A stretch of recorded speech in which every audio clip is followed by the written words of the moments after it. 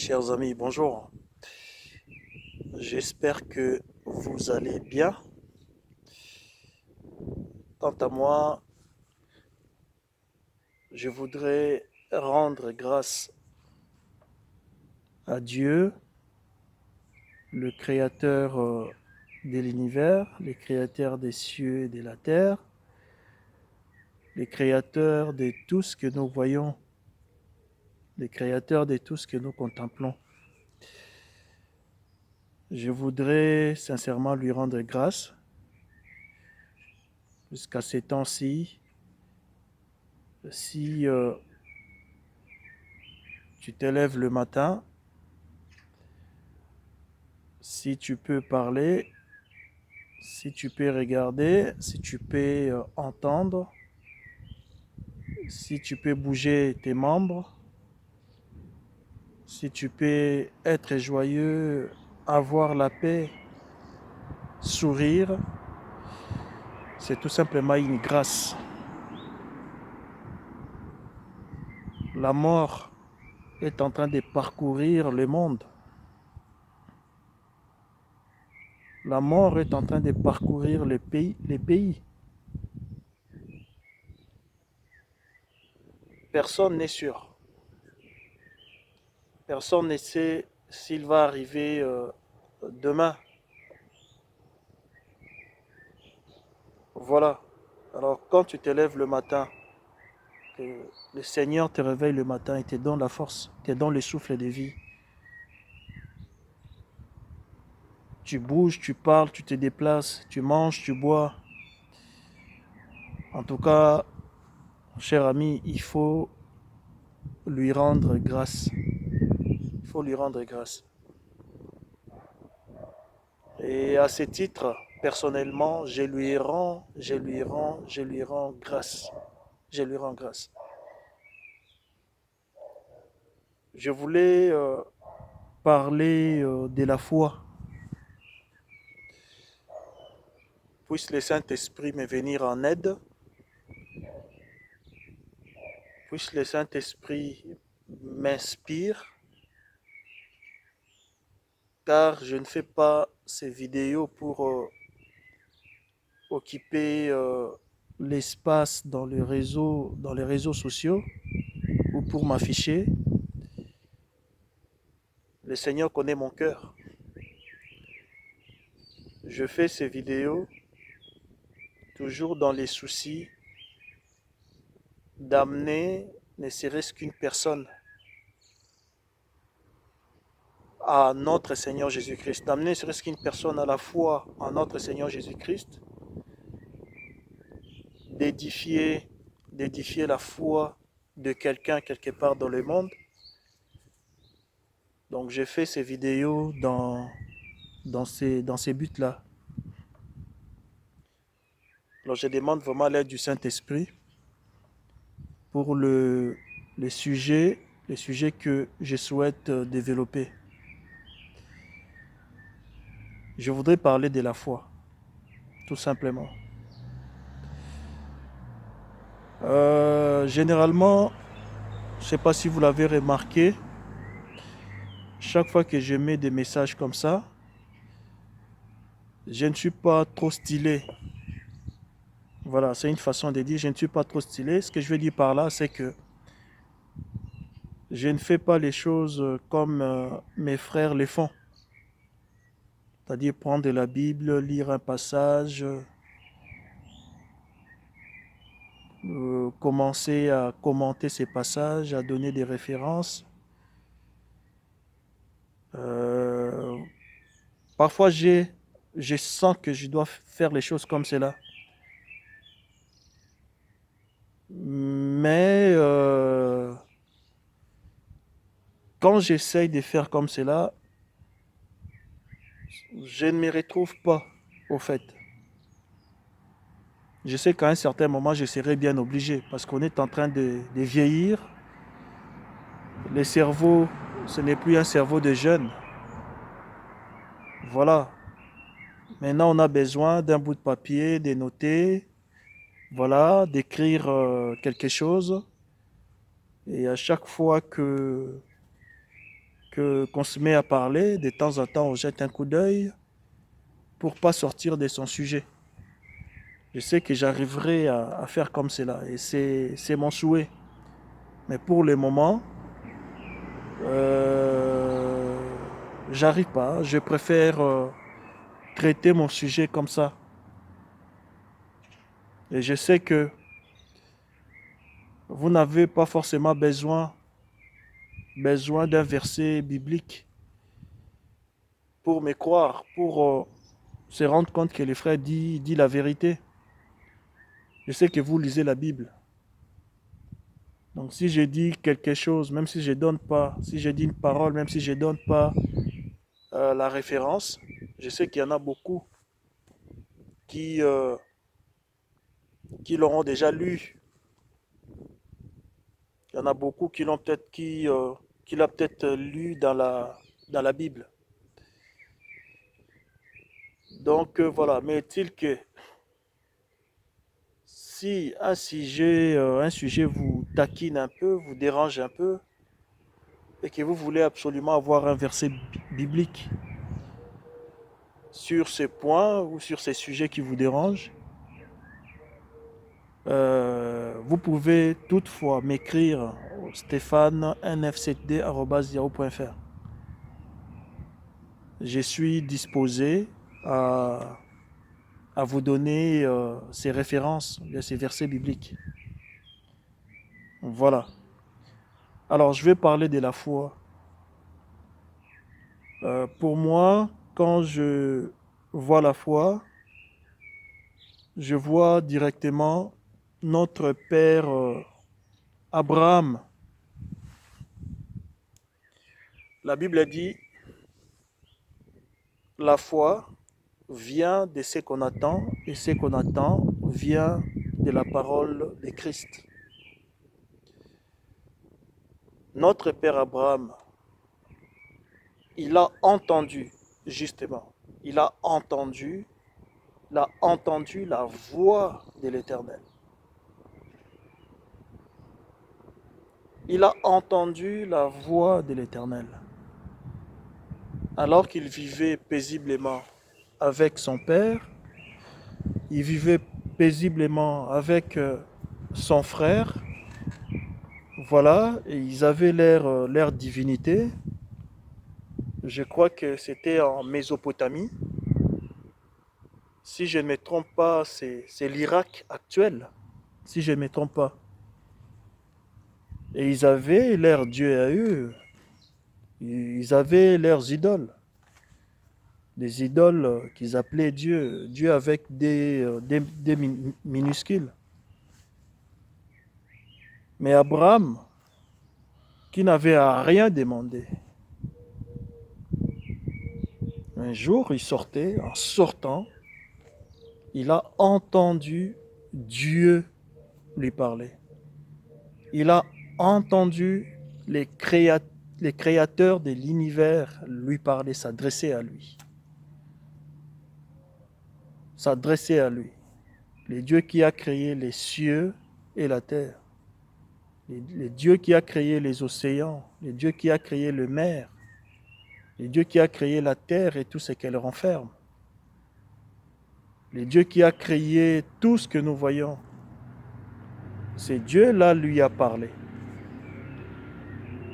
Il lui a parlé. Il lui a dit, Abraham, Abraham. Abraham était surpris. C'était la première fois. Il était habitué aux idoles. Pour Abraham, les idoles qu'il y avait dans leur maison, c'était des dieux. Mais là, il attend la voix surnaturelle. Il attend quelque chose de surnaturel. Dieu lui parle. Dieu l'appelle. Abraham, Abraham. Comme c'était une personne prédestinée. Une personne prédestinée. Moi, je crois fermement à la prédestination. Je crois fermement à la prédestination. Voilà. Ce qui, je le dis entre parenthèses, Ceux qui croient, ceux qui viennent à Dieu aujourd'hui, ceux qui croient à la parole de Dieu, ceux qui croient aux choses de Dieu, ces personnes-là ont été prédestinées à croire ces genres de paroles, à croire la parole de Dieu. Donc, avant que Dieu ne crée quoi que ce soit, avant que Dieu ne crée quoi que ce soit, quand Dieu était encore l'Esprit suprême dans l'éternité, quand il était encore l'Esprit suprême dans l'éternité, l'Esprit qui existait par lui-même, quand Dieu n'était pas encore entré dans les temps pour commencer à créer, Dieu avait des pensées, Et dans ces pensées, quelque part dans ses pensées, il y avait Abraham.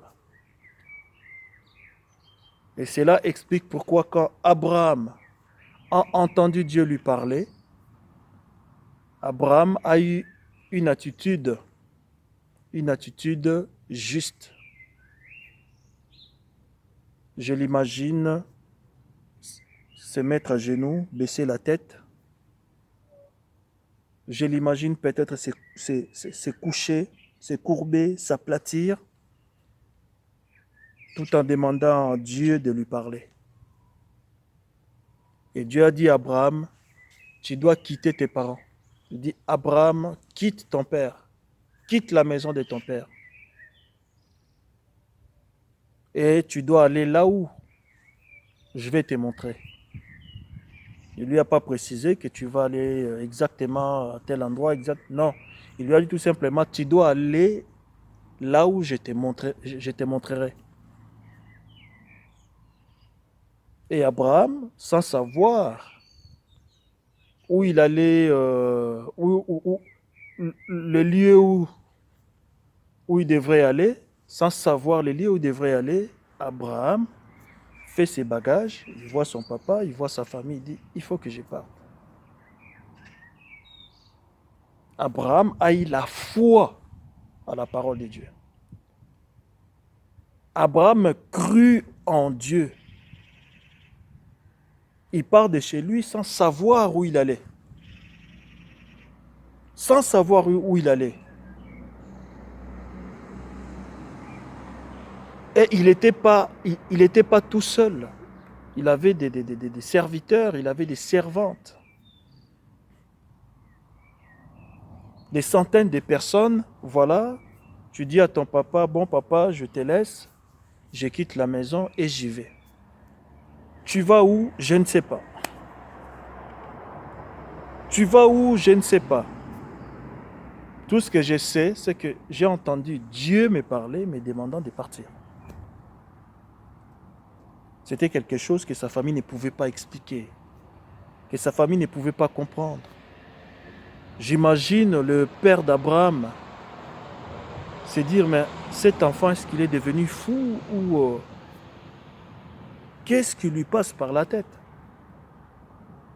J'imagine la maman d'Abraham s'est posé une question, dit, mais mon fils, qu'est-ce qu'il y a? T'as mal dormi ou est-ce que ça va? Est-ce que tout va bien? J'imagine son frère lui dire, mais attends Abraham, tu as bu ou quoi? T'as trop bu peut-être. Comment tu peux prendre des centaines de personnes et partir sans savoir l'endroit où tu vas? Tout en alléguant que oui, c'est Dieu qui m'a parlé, c'est Dieu qui m'a demandé. Quel est ce Dieu-là qui peut te dire de quitter tes parents pour aller dans un endroit que tu ne sais pas? Que tu sortes comme ça, il ne te dit même pas où tu vas aller. Oh, la foi est une folie. Folie pour l'incroyant. Quand nous disons que nous avons la foi, des gens qui ne croient pas, pour eux, nous sommes des fous. Nous sommes des personnes anormales. Nous ne sommes pas normales, au fait. pour eux, ne sont pas normales. On est des fous, on est des personnes à part, des personnes bizarres. La foi fera qu'on te regarde autrement. Ton père te regardera autrement s'il ne croit pas.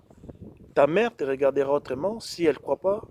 Tes frères et sœurs te regarderont autrement s'ils n'ont pas la foi.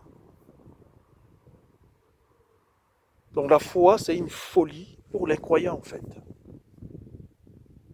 La foi, c'est une folie pour les athées. La foi en Dieu, c'est une folie pour les scientifiques. Il y a des scientifiques qui croient bien évidemment. Ils croient bien évidemment, mais ils croient tout simplement que bon, parce qu'ils sont limités, à un certain moment, il y a des problèmes, ils cherchent des solutions, ils ne trouvent pas. Dans leur laboratoire, ils cherchent ceci, ils cherchent cela. Ils, ils se rendent compte qu'ils sont limités. Et à ce moment-là, ils croient à une force supérieure, au fait. C'est leur genre de foi. Et moi, je dirais que c'est même pas la foi, au fait. Mais la vraie foi en Dieu, la vraie foi en Dieu, quand vous croyez, quand vous croyez au Dieu vivant, au Dieu tout-puissant, quand vous croyez à El Shaddai, quand vous croyez à Adonai, quand vous croyez à Jéhovah Jireh, Jéhovah Shammah, Jéhovah Shabbaoth, Jéhovah Shalom, Jéhovah Nissi, Jéhovah Tidekenu, quand vous croyez à El Olam, à El Gibor, quand vous croyez pour le monde, pour l'incroyant, vous êtes fou, vous n'êtes pas normal. Vous n'êtes pas normal. Et ce fut le cas pour Abraham. Personne ne pouvait comprendre Abraham.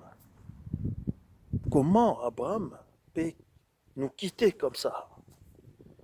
Comment Abraham peut partir comme ça, sans savoir où il allait?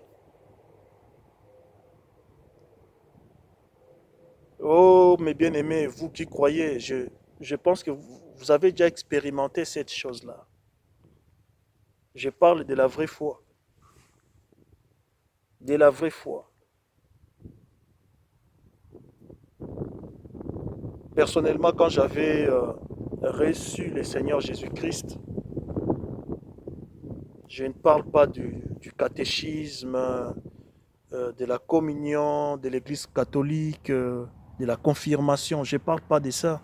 Parce que ça, c'est pas la foi, c'est de l'idolâtrie, pure et simplement. Voilà, c'est de l'idolâtrie tout simplement. Mais quand j'avais reçu le Seigneur Jésus-Christ, j'étais avec un ami, son ami est venu lui parler de Jésus. Cet ami-là, c'est même pas pour moi qu'il était venu. Donc c'est un peu genre l'ami de mon ami. Il est venu le voir, il lui parle de Jésus. Moi, j'étais à côté. Voilà, je suivais, je suivais cette prédication de l'évangile, je suivais cette exhortation. Il invitait à son ami de recevoir le Seigneur Jésus-Christ. Et c'est moi qui n'étais même pas concerné, qui avait reçu le Seigneur Jésus-Christ à cette occasion. Quand il est parti, j'ai dit à mon ami, mais ces frères-là, parce que c'était nouveau pour moi. J'étais habitué, dimanche, je vais à l'église, il y a l'évêque qui est là, Bande Koé, Lilo Banyanzambe. J'étais habitué à ces choses-là. Parfois, on jouait même avec des amis et on se disait, attendez, les dimanches qui va arriver là, puisque chaque fois que j'allais, quand on faisait ce qu'ils appellent communion, je ne sais pas si c'est hostie et Eucharistie, je ne m'y connais pas trop voilà, en ça. Voilà, j'ai discuté avec les amis, On se faisait même des challenges. Je leur disais, comment se fait-il que chaque dimanche, quand je vais à la messe, la communion, c'est comme ça qu'on l'appelait, hein, la communion, c'est hostie, la communion qu'on me donne, le pain qu'on me donne là pour manger, pour moi c'est toujours, j'ai jamais eu un bon rond là, non. C'est toujours un petit truc, ou bien c'est cassé, ou bien voilà. Et on faisait des challenges comme ça à l'époque. On va à l'église catholique, à la messe là, papa, et moi c'était toujours des communions cassées, cassées, cassées, cassées. Donc ça n'avait rien à voir avec l'évangile que j'ai entendu ces frères-là prêcher à mon ami. Et quand ces frères-là est parti et j'ai parlé à mon ami, j'ai dit, ben, ces frères-là qui t'a parlé, ils prient où? Ils prient où? Il m'a dit, ouais, c'est juste dans la rue, un peu plus loin là-bas. Et c'est moi qui ai dit maintenant à mon ami, est-ce qu'on ne peut pas commencer à aller? Ça, c'est la première fois que j'ai entendu les sons de l'évangile. Et j'avais cru. J'ai cru à cet évangile. Et quand j'avais cru, ben, ça avait changé tous les cours de ma vie, même au niveau de ma famille. J'ai paraissé bizarre. J'ai paraissé bizarre à ma propre famille. J'ai paraissé bizarre à mes frères et sœurs. Même ma mère me disait, je ne vais pas avoir des problèmes avec ton père. Ton père va certainement dire que c'est toi. Donc, c'est-à-dire c'est ma mère, quoi. Que c'est toi qui as poussé l'enfant à aller dans des sectes, c'est comme ça qu'ils les appelaient. Mais même si mes relations avec ma famille, il y avait des changements, c'était pas comme avant. J'étais un peu bizarre, au fait, entre guillemets, à cause de ma foi. Mais je suis resté, j'ai persévéré, au fait. Donc, c'est pour vous dire que, bon, je vais dire aujourd'hui, je m'entends parfaitement, hein, je m'entends parfaitement avec ma famille, parce qu'il y en a beaucoup qui ont cru. Aujourd'hui, ils me comprennent. J'aurais peut-être pas persévéré, peut-être il y en a d'autres qui n'allaient pas venir en Christ. Mais j'ai persévéré. Aujourd'hui, on se comprend parfaitement. Parce que le Seigneur a fait grâce. Il y en a beaucoup. Il y a même des prédicateurs qui parlent de Jésus-Christ comme il faut, comme il se doit, la vraie évangile. Voilà. Mais ce que je veux dire, c'est que vous aussi, vous avez cette expérience-là. Et quand vous avez cru, peut-être, il y en a qui ont été abandonnés. Il y en a qui ont été rejetés. Il y en a qui ont été... on les a même chassés de la famille. Voilà. Surtout ceux qui étaient musulmans en avant. C'est avec cette religion-là, ça joue pas. Donc peut-être on les a carrément jetés. On les a carrément jetés. On les a traités d'infidèles. Bon, voilà. Est-il que vous avez expérimenté cette chose-là? Pour dire que quand vous avez la foi, quand vous avez la foi en Dieu est prise comme une folie par ceux qui ne croient pas, par ceux qui ne croient pas. Mais on doit persévérer comme Abraham, malgré qu'Abraham avait connu tout ça, malgré que la famille d'Abraham s'est posé de questions. Mais Abraham, il a cru en Dieu et il est resté, il a persévéré. Ce qui importait à Abraham, c'était la voix qu'il avait entendue. La voix qu'il avait entendue. Et c'est ce que Dieu nous demande. Quand nous avons entendu sa voix, quand nous avons entendu sa voix, sa parole, le message de l'heure, le message de notre temps, sa vraie parole qui consiste qui est pour cet âge-ci. Quand nous avons entendu sa parole, oh, toute notre attention doit être dans cette parole-là. Toute notre vie doit être axée sur cette parole-là. Sur cette parole-là. Oh mon frère, ne vis pas loin de la parole. Ne laisse pas la parole s'éloigner de toi. Quand le Seigneur dit à Josué que ces livres de la loi ne s'éloignent pas de ta bouche, médite-les jour et nuit. Là, je comprends pourquoi le Seigneur l'a dit à Josué. Que ces livres de la loi ne s'éloignent pas de toi, médite-les jour et nuit. Parce que dans la parole de Dieu, la foi en Dieu, parce que la foi vient de ce qu'on attend, et ce qu'on attend vient de la parole de Christ. Pour avoir la foi en Dieu, il faut entendre sa parole, il faut entendre sa voix. Il faut entendre sa voix. Quand tu attends la voix du Tout-Puissant, quand tu attends la voix d'Élohim, ça te donne la foi.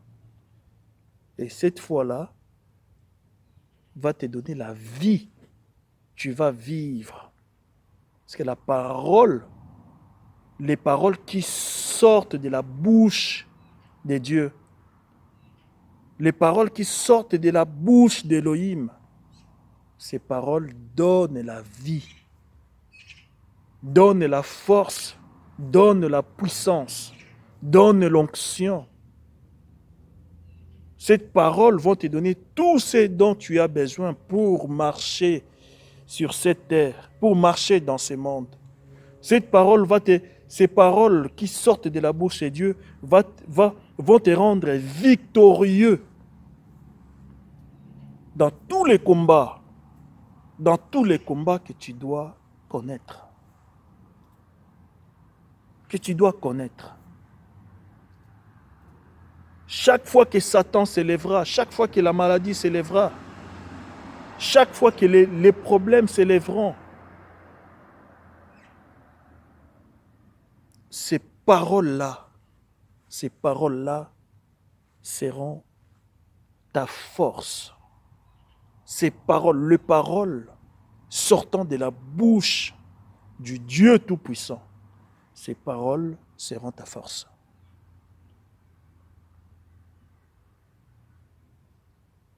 Mon frère, ma sœur, tel que vous êtes là, vous êtes entouré de la parole de Dieu.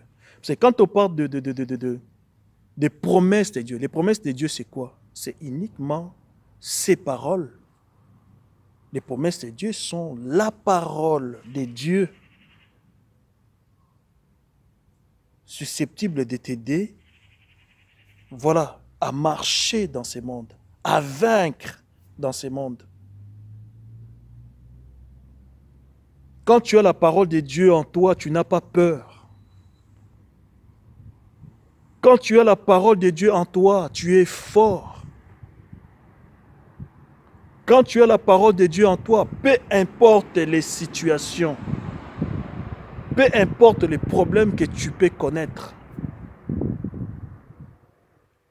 tu as la parole du Dieu Tout-Puissant. Tu as la foi. Parce que quand tu as la parole de Dieu Tout-Puissant, autrement dit, tu as la foi. Parce que ces paroles-là, la parole du Dieu Tout-Puissant, va faire en sorte que tu aies la foi en lui. Et là, quand tu as la foi en lui, ça change tout. Ça change tout. Je peux être dans les combats. Je me bats, je suis blessé, j'ai des blessures un peu partout. Mon adversaire m'accule et tout ça. Mais étant donné que dans un coin de ma tête, j'ai sa parole, j'ai une promesse, je vaincrai cet ennemi-là. Je finirai par inverser la tendance. Si c'est lui qui m'a acculé, c'est moi qui va l'acculer.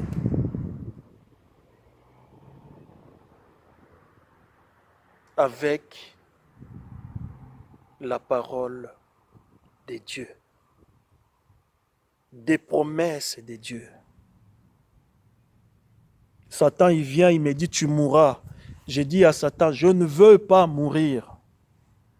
Je ne veux pas mourir. Il m'a dit, quand je dis il, c'est-à-dire le Dieu Tout-Puissant, il m'a dit, tant qu'il n'en a pas encore fini avec moi dans ces mondes, je ne mourrai pas. Je ne mourrai pas. Toi, la malaria ou Ebola ou coronavirus ou, je ne sais pas, le cancer, ou voilà.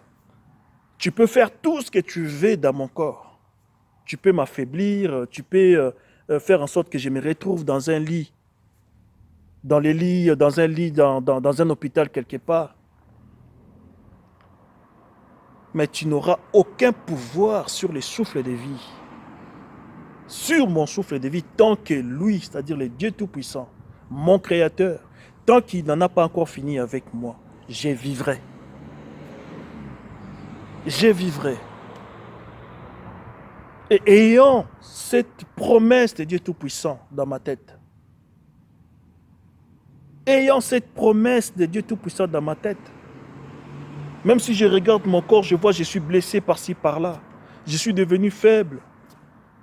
Je commence à trembler en maladie et tout ça. Mais dans un coin de ma tête, je sais que quelque chose va se passer. Je vivrai car il a dit. Il n'est pas un homme pour mentir, ni un fils de l'homme pour se repentir. Croyons. Croyons tout simplement. Quand je regarde dans la Bible, il y a eu des personnes qui sont considérées comme des héros de la foi. Des héros de la foi. Quand je vois David, quand je vois la foi de David, quand je vois la foi de Josué, quand je considère la foi de Samson, la foi, nous sommes entourés de merveilleuses promesses. Nous sommes entourés de merveilleuses promesses. Et au travers du message de notre temps, il a dit que partout là où ce message sera proclamé, son esprit sera là, il sera là. Il sera là. Chaque fois que j'écoute les messages de mon temps, il est là. Chaque fois que je mets le message, je mets même les CD dans ma voiture et que j'attends la voix du prophète, j'attends la prédication du prophète, je sais qu'il est là. Il est là, il est potentiellement là. Quand vous mettez la voix du prophète dans vos maisons, c'est-à-dire les prédications, les messages qu'on a mis dans des CD, quand vous les mettez dans vos maisons, quand vous mettez la voix du prophète dans vos maisons, c'est Dieu qui est là, qui est en train de parler. La voix du Créateur. Il est là dans vos maisons. Alors si l'Éternel est pour moi, qui sera contre moi?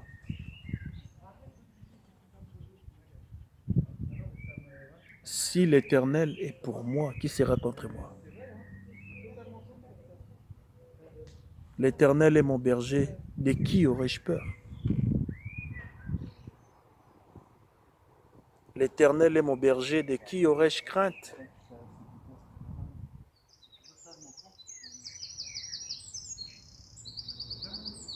David dit, quand je marche dans la vallée de l'ombre de la mort, je ne crains aucun mal, car son bâton et sa houlette me rassurent qu'il est près de moi. La parole de Dieu, les promesses de Dieu nous donnent de l'assurance. Restons inébranlables dans la foi. Ayons toujours confiance en Dieu. C'est la folie pour le monde, c'est la folie pour l'incroyant. Mais nous savons que c'est de là que nous tirons notre subsistance. C'est de la foi que nous tirons notre subsistance. C'est de la foi que nous tirons notre force.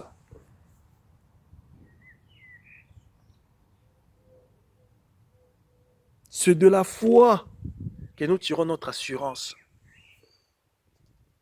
Oh mon frère, arrête de trembler. Ma soeur, arrête de pleurer. Arrête de pleurer. Change un peu ton visage. Quand on regarde ton visage, on ne peut voir que la tristesse. Quand on regarde ton visage, on ne peut voir que des problèmes. Il faut changer tout ça. Tu es un fils de Dieu, tu es une fille de Dieu. Et Dieu t'a couvert. Dieu t'a couvert de ses promesses. Il t'a couvert. Tu es enveloppé par sa parole. Il t'a enveloppé par sa parole. Il t'a enveloppé par sa parole. Ta parole, sa parole, la parole de Dieu t'enveloppe. Tout autour de toi, il est là. Et la Bible est allée même loin. L'apôtre Paul dit, nos vies sont cachées en Jésus-Christ dans les lieux célestes. Oh, alléluia, ça me donne envie de parler à langue. Je suis ici sur terre, en train de travailler, en train de parler. Or, ma vie est cachée. Je suis en même temps là-bas. En même temps là-bas. Ma vie est cachée en Christ dans les lieux célestes. Alors, sur cette base-là, pourquoi aurais-je peur de la mort? Pourquoi aurais-je peur de la mort? Pourquoi aurais-je peur de la maladie? Quand bien même j'attraperai cette maladie-là, ça va se limiter là. Parce que j'ai la victoire. Le Seigneur m'a donné la victoire même sur la mort. Tout ce que Satan fait, la finalité de Satan, c'est la mort. Satan est limité. Il peut faire tout ce qu'il veut. Son but à lui, c'est de t'amener à la mort. Or, Satan se limite à la mort. Là où Satan se limite à la mort, là, c'est là que Dieu commence. Il dit, il est la résurrection et la vie. La résurrection et la vie. Ma vie est cachée en Christ et dans les lieux célestes. Pourquoi aurais-je peur? Pourquoi aurais-je peur? Parce qu'avant de me toucher, il faut d'abord toucher Christ. Je ne sais pas si vous voyez de quoi je parle. Ma vie est cachée en Christ dans les lieux célestes. Donc si tu veux me toucher, tu dois passer d'abord par lui. C'est la raison pour laquelle beaucoup aujourd'hui ont attrapé des AVC, ont attrapé des maladies. Il y en a beaucoup qui sont devenus des handicapés. Il y en a beaucoup qui sont devenus des aveugles. Il y en a beaucoup qui sont dans des fauteuils roulants. Parce qu'à un certain moment, ils ont cherché à faire du mal aux enfants de Dieu. Alors que Dieu dit, ne touchez pas à mes oies. À mes oies. Les gens utilisent ces versets par rapport uniquement pour ceux qui prêchent, pour des prédicateurs, pour des pasteurs, pour des... Non, vous qui avez la foi en Dieu, vous êtes loin de sa parole. Vous êtes loin de sa parole. Il a fait de nous un royaume des sacrificateurs, la Bible dit. Or, on ne peut pas être un sacrificateur sans qu'on soit loin. Il faut qu'on verse de l'huile sur toi. Et si le Seigneur a fait de toi un sacrificateur, c'est que tu es loin. Tu es loin. Ma vie est cachée en Christ, dans les lieux célestes. Le diable ne peut pas me toucher. Il peut faire tout ce qu'il veut, il ne pourra rien faire. Il ne pourra rien me faire. Il ne pourra rien me faire. Rien me faire, je dis bien rien me faire. Rien en majuscule, R-U-E-N. Aujourd'hui, si je meurs, c'est que Dieu permet que je meure. Ça ne sera aucunement à cause d'un sorcier ou d'une sorcière, ou des coronavirus, ou de la malaria. Voilà. Si je meurs, ou j'avais attrapé coronavirus là, vous entendez dire, bon, Stéphane est mort. Ce n'est pas ce coronavirus-là, c'est que c'est Dieu qui a permis. Il a permis que je parte. Tout simplement. Parce que ma vie est cachée en Christ dans les lieux célestes. Je suis loin de l'Éternel. Quand je dis loin de l'Éternel, parce que je suis son fils. Lui, il est la parole. Et je ne peux pas être son fils si je ne suis pas la parole. Je sais que ça, c'est un peu dur pour que ça passe dans la gorge, en fait. C'est dur à avaler, je sais. C'est l'os, ça. Si lui, il est la parole, alors moi aussi, son fils, je suis la parole. Alors, qu'est-ce qui peut faire du mal à la parole? Le diable a peur de la parole.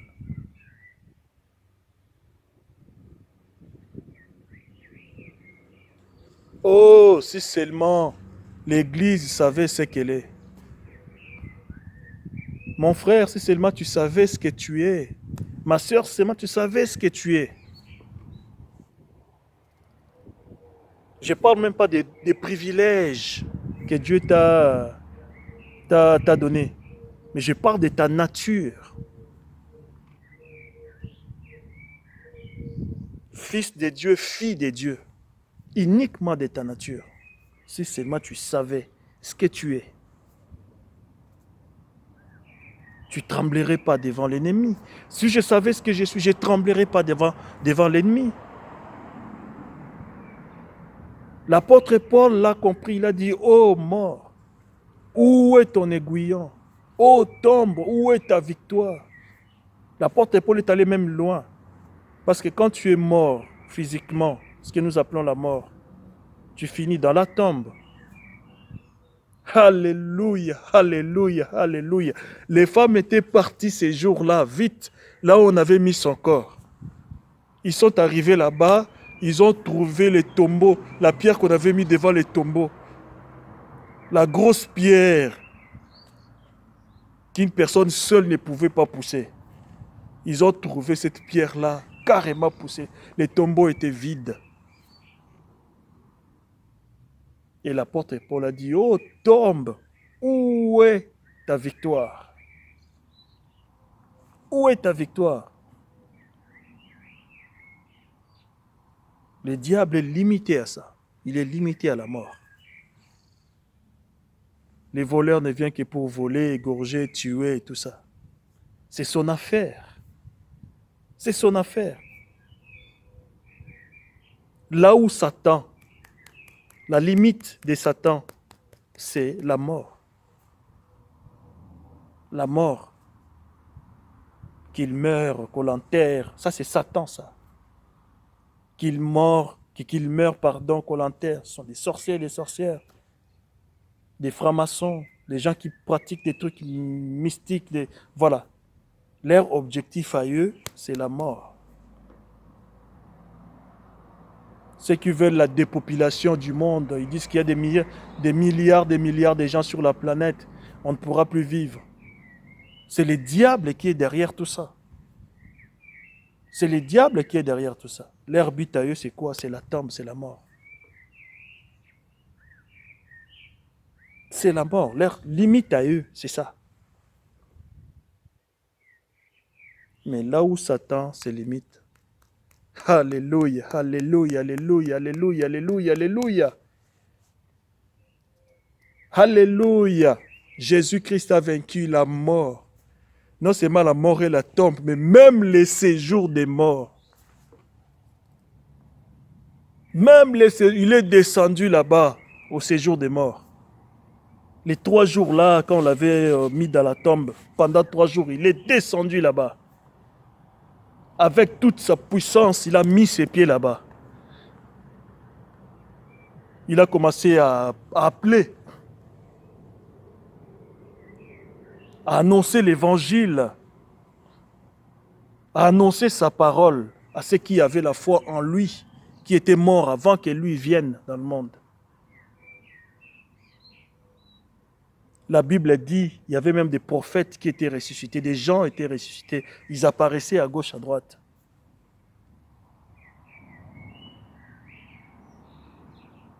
Une grande campagne d'évangélisation dans les séjours des morts. Dans les séjours des morts.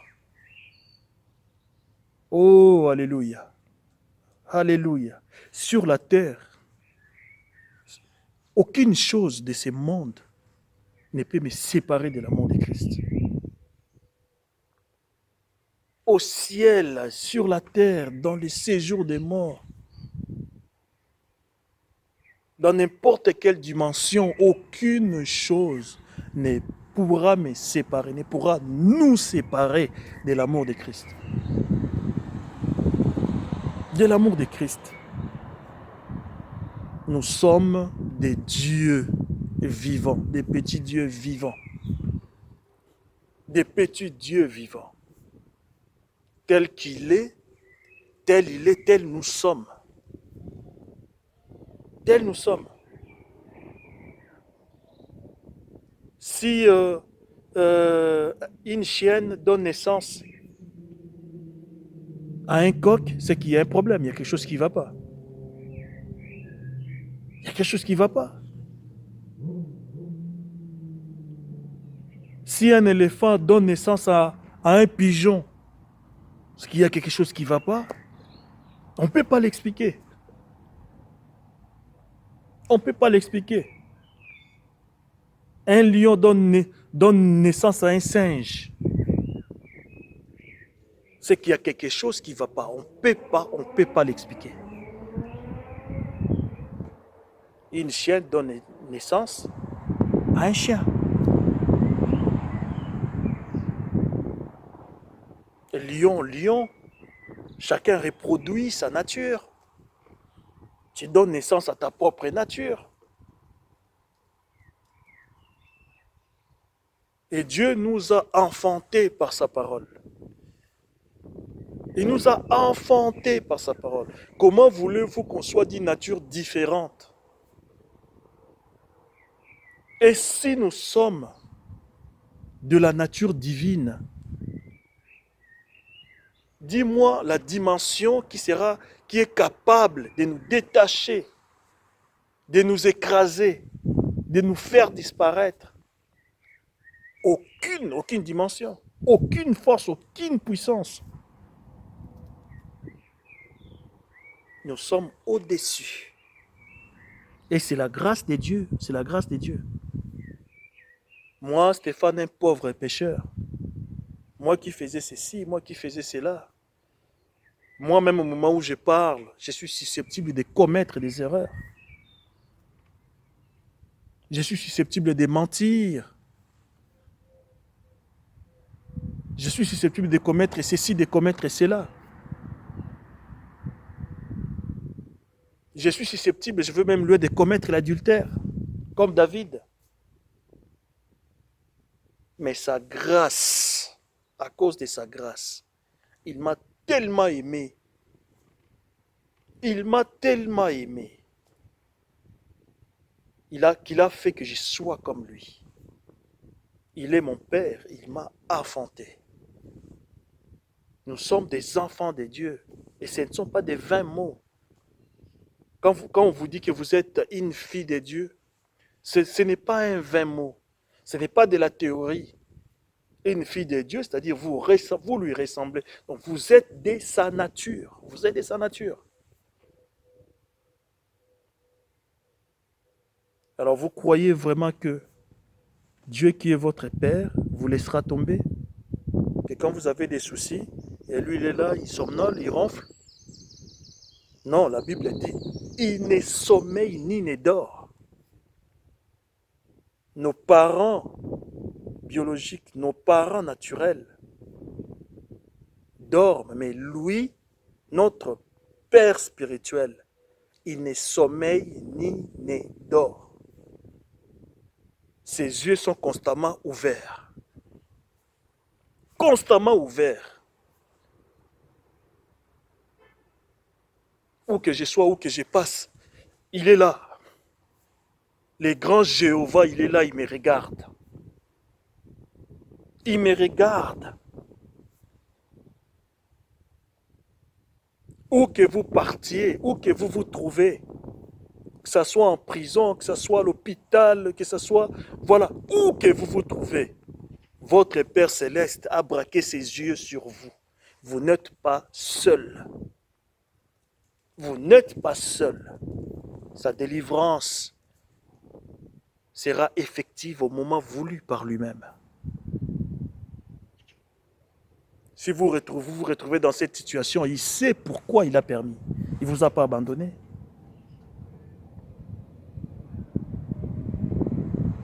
Regardons une poule. Une poule, comment? Déjà, il commence par couver ses œufs. Quand il veut faire des poussins, ses petits, il commence par... voilà. Il couvre ses œufs. Il, il, la poule se dit, mes œufs ont besoin de la chaleur. Ils ont besoin de ma chaleur. Ils ont besoin de ma chaleur. Si je ne les couvre pas, mes œufs vont pourrir. Alléluia. Il regarde l'avenir de ces petits. Il ne se limite pas seulement aux œufs. Il dit, dans ces œufs-là, si je les couvre bien, plus tard, j'aurai des fils et j'aurai des filles. La sémence. Il couvre ses œufs. Ses œufs, pardon. Sa chaleur. Sa chaleur. Il couvre ses œufs. Il chauffe ses œufs. Il protège ses œufs contre les intempéries. Il protège ses œufs contre les maladies. Il protège ses œufs contre des insectes. Il couvre ses œufs.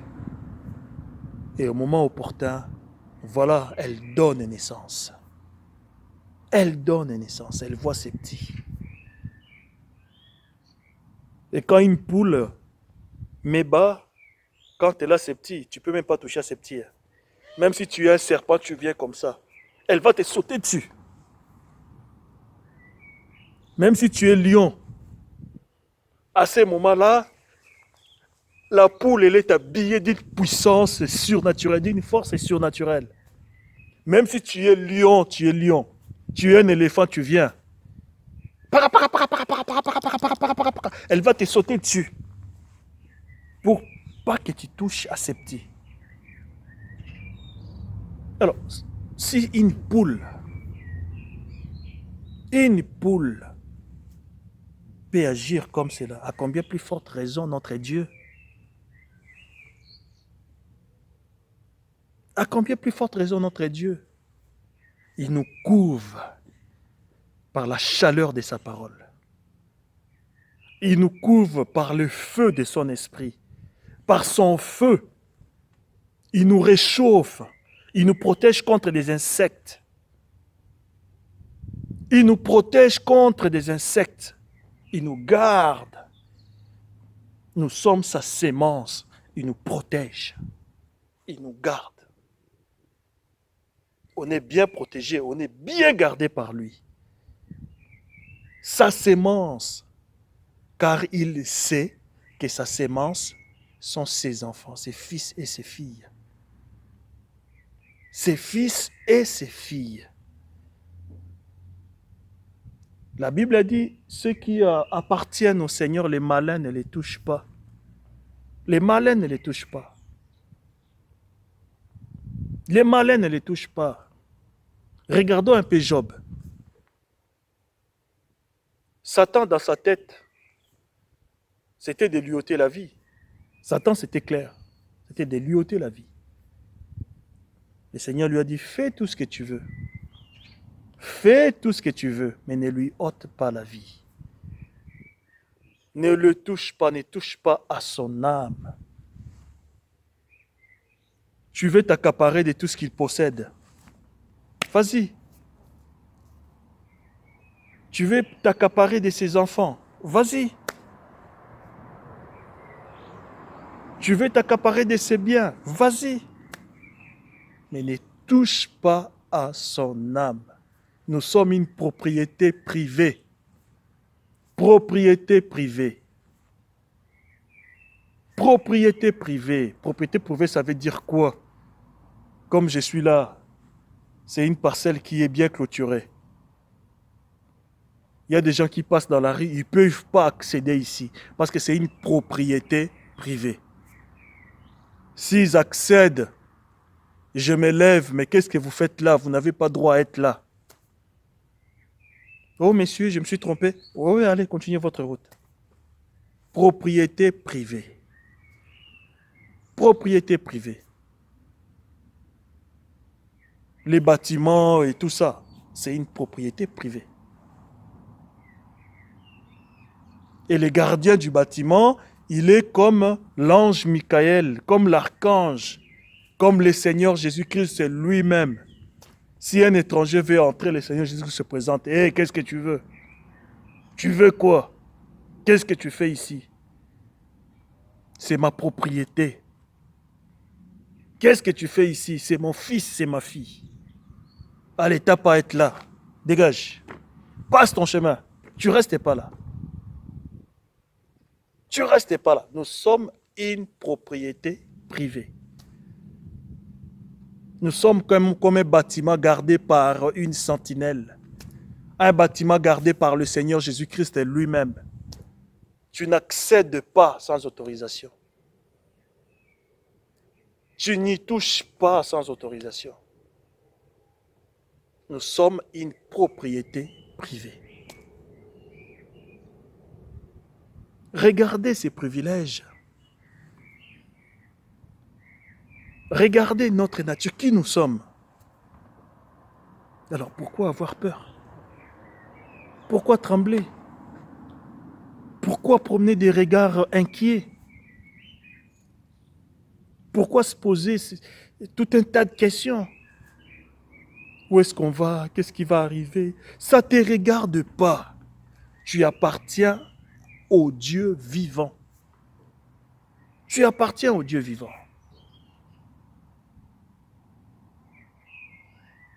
Et ta parole peut changer les choses. Le Seigneur Jésus-Christ, quand il était dans ce monde, il dit, je fais ce que je vois faire mon Père. Ce que je vois faire mon Père. Nous qui sommes parents, nous voyons, nous expérimentons cette chose-là avec nos propres enfants. Tout ce que j'ai fait, la façon dont je parle, même mes mots, même mon style, je regarde mon fils commence à faire pareil. Pareil. Mon fils agit comme moi, mon fils essaye de parler comme moi, mon fils essaye de se comporter comme moi, face à des situations, face à des difficultés. Il essaye de faire comme son papa. Naturellement parlant. Et nous aussi, nous faisons comme notre Père. Tu as le nez qui gratte là, on dit que c'est l'un des symptômes, tout ça. Tu mets ton doigt là, toi, c'est coronavirus, toi, le microbe, c'est cet animal qui est dedans. Jésus-Christ a déjà payé un prix. Il a versé son sang pour moi. C'est par ces meurtrissures que je suis guéri. Allez, t'as pas à être là. Allez, dégage. Je t'ordonne d'aller dans les lieux arides et ne reviens plus. Je t'ai dit en vérité, mon frère, ma soeur, si tu fais cette prière par la foi, il va partir. Il n'aura pas l'état d'arriver à la gorge pour ensuite descendre dans ton estomac pour te torturer. Chasse-le. Voici les miracles qui accompagneront ceux qui auront cru. À mon nom, ils imposeront les mains aux malades et les malades seront guéris. À mon nom, ils chasseront les démons. Moi, je crois même que dans des situations comme ça, des coronavirus, c'est là que Nous, les enfants de Dieu, nous devons faire quelque chose. Nous pouvons faire quelque chose. Nous pouvons faire quelque chose. Mais tant que le Seigneur ne nous dit pas de le faire, on ne le fait pas. Tant qu'il ne nous autorise pas de le faire, on ne le fait pas. Mais je crois que potentiellement, nous avons quelque chose pour résoudre ces... Nous avons quelque chose en nous pour résoudre ces problèmes. Donc voilà mon frère, voilà ma sœur. Ayons foi en Dieu. Restons inébranlables dans la foi. De même que Dieu avait donné sa parole à Abraham. De même que Dieu nous a donné sa parole. Il nous a donné lui-même parce qu'il est la parole. Lui-même. Lui-même. Abraham avait entendu sa voix. Avait entendu sa voix. Mais nous faisons un avec sa voix. On ne se rend peut-être pas compte. Nous faisons un avec sa voix. C'est quand j'ai sa parole, j'ai lui-même. Et moi et sa parole, nous devenons un. Raison de plus d'avoir vraiment la foi, la vraie, la foi.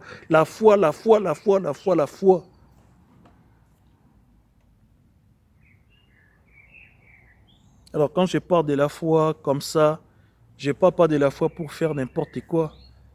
Je ne parle pas de la foi pour... On ne peut pas amuser avec des diamants, on ne peut pas amuser avec des perles.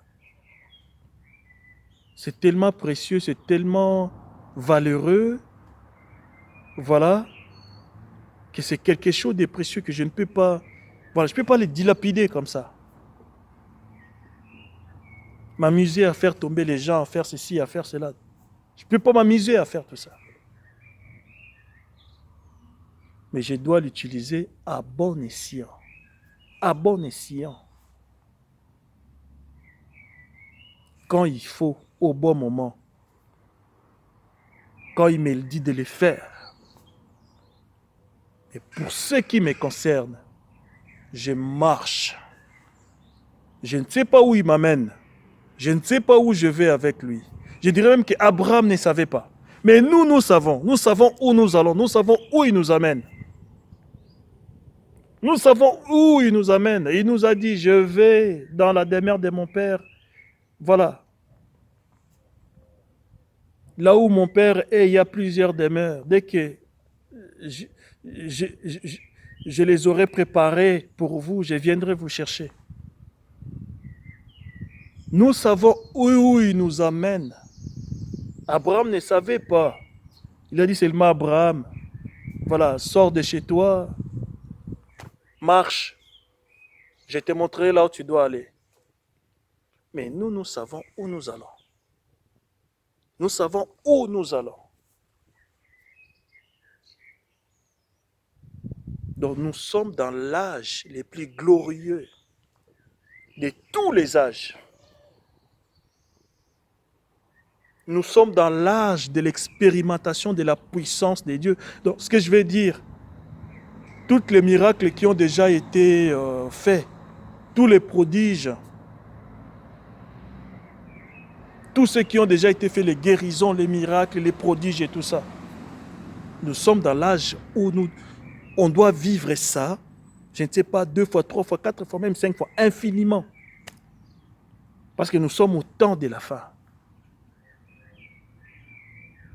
Nous sommes dans l'âge où nous devons prononcer, nous devons parler. Il y a quelque chose qui ne va pas, tu parles. Tu parles. Il y a quelque chose qui ne marche pas, tu parles. La maladie frappe, tu lui parles. Je lui dis, toi, mauvais esprit, allez, sors de chez moi. T'as pas à être là. Au nom de Jésus-Christ. Au nom du Seigneur Jésus-Christ, sors de chez moi.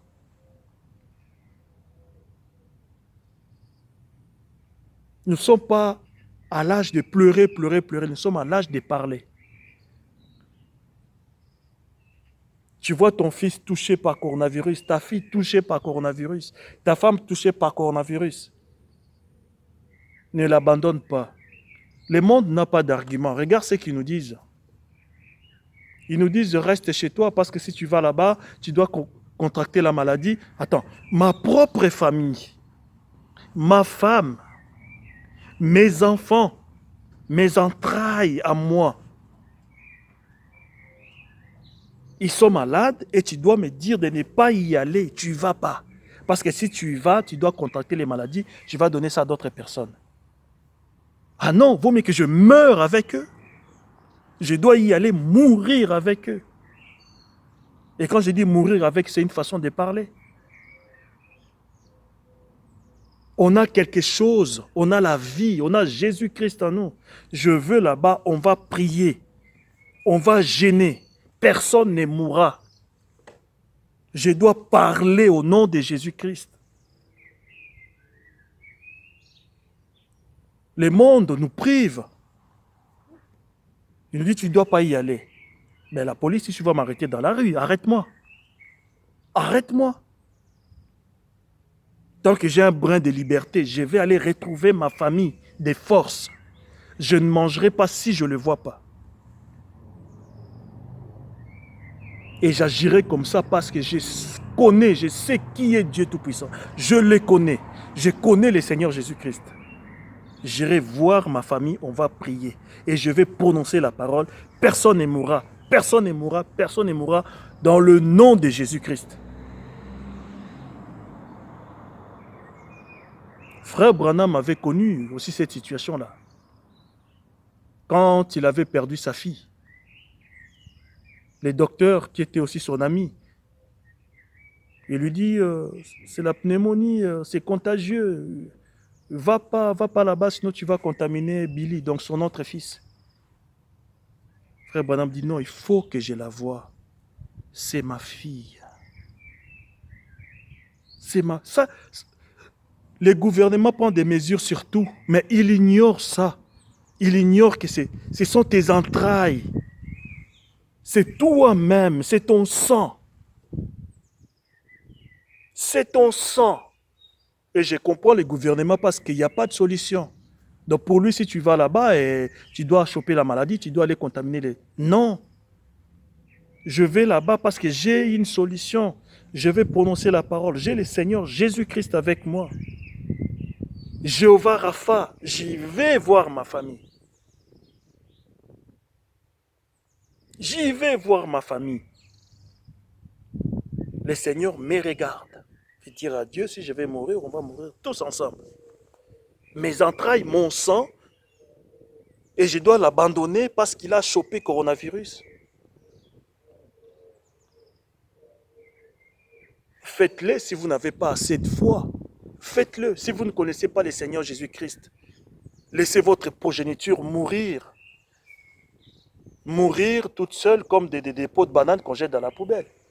Mais si vous avez Jésus-Christ en vous, faites tout votre possible. Allez-y avec le nom de Jésus. Allez-y avec la parole de Dieu, car la parole de Dieu est infaillible.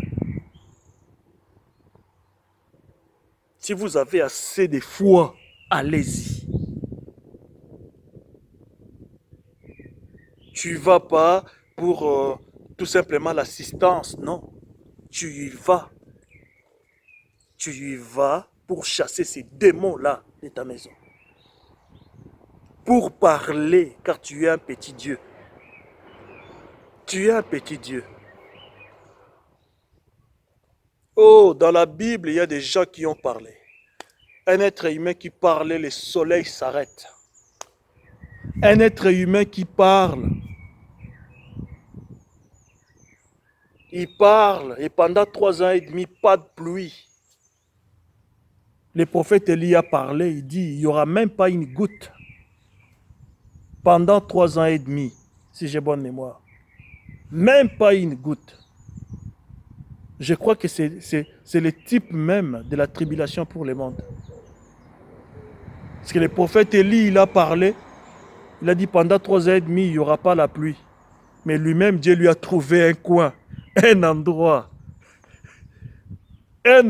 il lui a envoyé des corbeaux pour les nourrir. Tu vas manger, tu vas boire. Les noces de l'agneau, toi tu vas aller manger. Tu dois aller manger, tu seras avec ton époux, avec ton Seigneur. Tu mangeras, tu boiras. Mais pendant 3 ans et demi là dans le monde, pas une goutte, la tribulation. Pas une goutte. Dans le monde, pas une seule goutte. C'est l'image même de ce qui va se passer bientôt là. Ce qui va se passer bientôt. Alléluia. Excusez-moi. Ça me donne envie de parler à langue.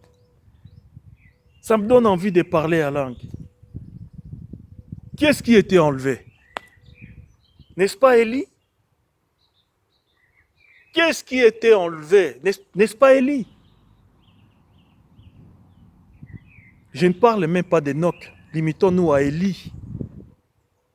Parce qu'on est au temps d'Élie, les prophètes.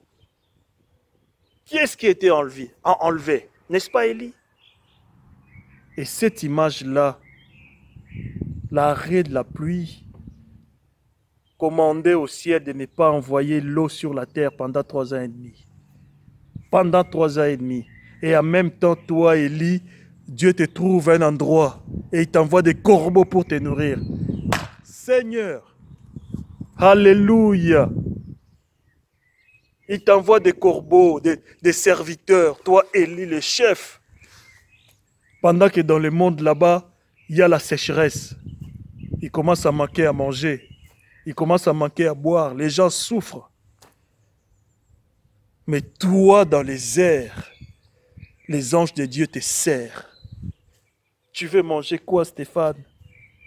Tu veux manger quoi, Albert? Tu veux manger quoi, Didier?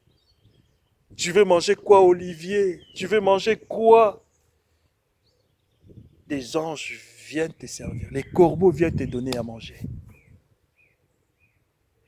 Ils viennent te donner à manger. Pendant 3 ans et demi, alors qu'il y a la sécheresse. Moi, je dis toujours Élie, Élie, Élie, Élie. C'est Dieu lui-même. C'est Dieu lui-même. Parce que cet esprit d'Élie, c'est extraordinaire. C'est extraordinaire. Je dois faire attention, sinon je vais quitter même mon sujet. C'est tellement extraordinaire. Tu arrêtes la pluie pendant 3 ans et demi, les gens souffrent, les gens meurent. Jézabel est en colère. Il se réveille comme ça, il n'a même pas de l'eau pour se laver. Le peuple commence à gronder. Les prophètes de Baal ne peuvent rien faire. Ils ne peuvent rien faire. Ils ne peuvent pas donner au peuple à manger. La sécheresse.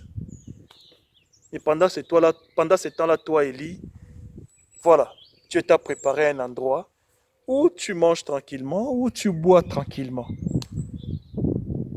C'est exactement ce qui va se passer bientôt dans ce monde. Jézabel, la grande Babylone, la femme méchante, cette femme méchante qui a tué les prophètes de Dieu, cette église méchante, l'église catholique qui a tué des prophètes, qui a versé de sang, beaucoup de sang, le sang des prophètes, le sang de ceux qui ont parlé de Jésus-Christ.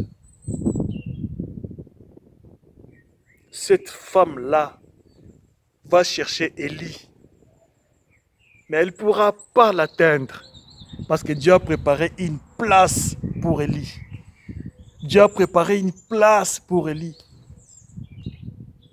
Dieu a préparé une place pour son épouse. Dieu a préparé une place pour son peuple, pour son épouse. Là où il y aura des corbeaux qui vont venir matin, midi et soir, donner à manger. Là où il y aura de l'eau qui va sortir du rocher. Et pendant ces temps-là, dans les mondes, Babylone va être punie. Il y aura des choses qui vont, les jugements de Dieu, la colère de l'Éternel qui va s'abattre. Pendant ces 3 ans et demi-là, il va se passer des choses dans ces mondes. Les gens chercheront à mourir, mais la mort ne viendra pas, ne voudra. Ça sera la souffrance énorme. Il y aura des sauterelles qui vont apparaître. Des sauterelles avec des dents de lion pour manger les gens, pour faire du mal aux gens.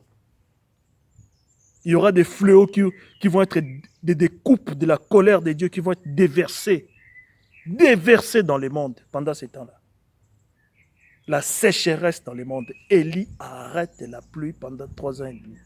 Pendant 3 ans et demi, l'épouse de Dieu va rencontrer Élie le prophète qui est l'épouse de Jésus-Christ, va dans les airs où il sera servi par des anges, manger, boire, servi par les anges, être dans la joie où le Seigneur va essuyer les larmes de leurs yeux. Mais dans les mondes, pendant le même 3 ans et demi, Jézabel et ses prophètes, les faux prophètes, tous ces pasteurs, ces évangélistes, ces docteurs qui seront totalement acquis pour la cause de l'Église catholique. Ces prophètes qui sont l'image des prophètes des Baal. C'est-à-dire il y a un Jézabel avec ses prophètes. Il y a l'Église catholique qui est Babylone la Grande, avec tous ces prophètes-là, ces évêques, ces pasteurs, voilà, qui seront totalement acquises pour sa cause. Pendant ce temps-là, ils seront là-bas, en train de souffrir, parce que ça sera la colère, la coupe de la colère de Dieu va tomber dans le monde. Élie va arrêter la pluie pendant 3 ans et demi. Oh, bien-aimés, les privilèges que nous avons. Restons dans la parole, restons fermes. N'abandonnons pas la foi. Que notre foi soit vraiment ancrée à la parole de Dieu, surtout à la parole de l'heure. Parce que Dieu envoie sa parole en sa saison. À chaque jour suffit sa peine. Il y a la manne pour le premier jour, la manne pour le deuxième, pour le troisième. Il y a la manne pour le cinquième, pour le sixième. Le septième jour, on ne ramasse pas. Parce que le septième jour, le millénium, le septième jour, le millénium, lui-même, il va s'en charger. Il va s'en charger lui-même. Ce qu'on va manger le septième jour, il va nous les donner déjà le sixième jour. Le septième jour, c'est le millénium. Un jour pour le Seigneur est égal à 1000 ans. C'est la Bible qui le dit. Et 1000 ans pour le Seigneur est égal à un jour. Or, si on regarde depuis la création du monde, donc prenons des Adam jusqu'à Noé, ils avaient fait 2000 ans. Et de Noé jusqu'à Christ, 2000 ans. Et de Christ à nos jours, bientôt on va atteindre 2000 ans. Mais qu'est-ce que le frère est en train de raconter? On est déjà en 2020. Non, ça c'est le calendrier grégorien. Le pape Grégoire au XVIe siècle, si j'ai la bonne mémoire. Il a pris le calendrier de son prédécesseur, pas son prédécesseur, mais du pape qui était avant lui. Je ne sais pas si c'est Jules César, je ne sais pas s'il était empereur ou... peut-être que c'est en rapport avec Rome. En l'an, si j'ai bonne mémoire, là 46 ou 49, si j'ai bonne mémoire. C'était d'abord le calendrier Julien, parce que c'est Jules César qui avait instauré. l'empereur romain, je ne sais pas. C'est lui qui avait instauré les premiers calendriers. Et au, au 16e siècle, le pape Grégoire, il a pris ces calendriers-là, il a modifié.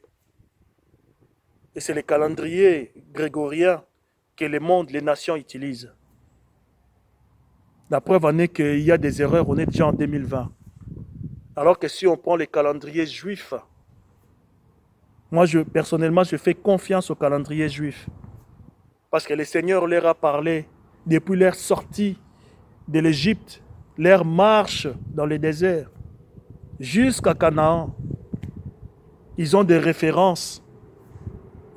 Moi, je considère les calendriers juifs. Or, si tu regardes les calendriers juifs, on est à 5790 et quelques. 5790. Or, le temps imparti au monde, c'est 6000 ans. Donc, d'ici 6000 ans, si on tient compte du calendrier juif, d'ici 6000 ans, il va se passer des choses.